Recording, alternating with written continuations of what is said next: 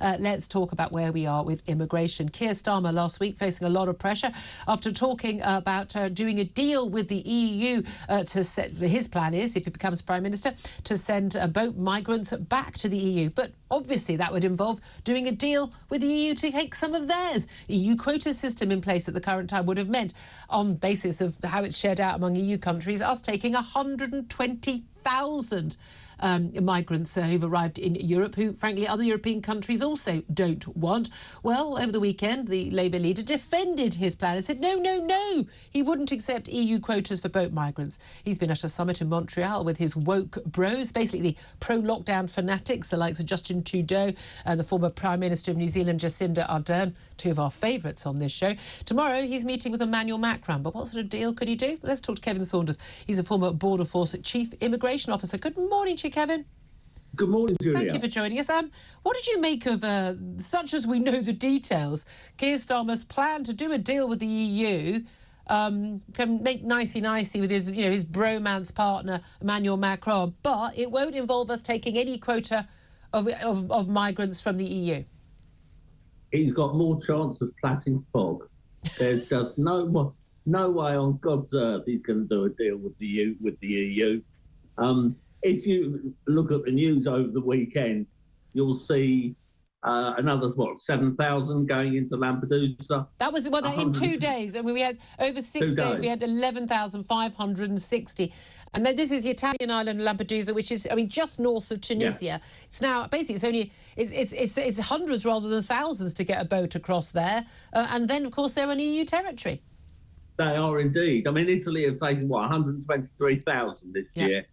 And the UK have taken, I think, 22,000, something like that. So realistically, the numbers don't add up. And there's no way the Europeans are going to say to Keir Starmer, you're a good old boy, we'll do you a deal, while we're taking those numbers. So he's not living on the same planet as the rest of us. Well, this is the thing, isn't it? It's the whole premise of this has always been, it's because the Tory government won't do a deal. They're not playing nicey, and we just have to have better relations with the EU, and particularly with Emmanuel Macron of France, and then everything will be fine.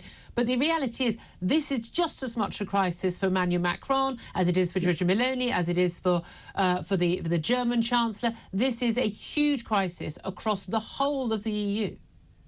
This is the one issue that may well tear the EU to pieces, because the European powers cannot agree a common policy on migration. Did you know, for example, that Hungary has only taken 47 illegal migrants in the whole of the period that we've been talking about? So it is absolutely ridiculous. Macron has already said to the Prime Minister, it's not up to France to negotiate a returns agreement, it's up to the EU, which is a very nice sidestep for Macron, because he says, I'm a nice guy. Hey. Yeah. But he's, of course, one of the big power brokers in the EU. What do you make of Rishi Sunak's, plan to sort of, he wants to push ahead with Rwanda? He was talking with Giorgia Meloni and just, when he was over at the G20 summit, she's the Italian right-wing government leader there, Prime Minister there, basically saying, look, let's get on board with trying to do a deal, and, we're on the same side on this. What do you think the chances are that any government of any political hue can do a deal? Well, I don't think there is any chance whatsoever. The thing that we've got to do, and the EU might just come together on this, is for the southern states, Spain, France, Italy, Greece, to put their navies into the Mediterranean and actually physically stop the boats coming across. Well, Ursula von der Leyen had promised this at one point. There was supposed to be basically a naval blockade. most people now coming from Tunisia, that's the jumping off point, but they'll just move to another country as and when that gets blocked. But that is basically the sort of territory we're in, isn't it? People are they're actually going to have a naval blockade and simply push the boats back. That's exactly what's going to happen. The Greeks did it, and Ursula actually praised the Greeks for doing it. She called the Greeks the iron shield of Europe when they were pushing the boats back and what have you.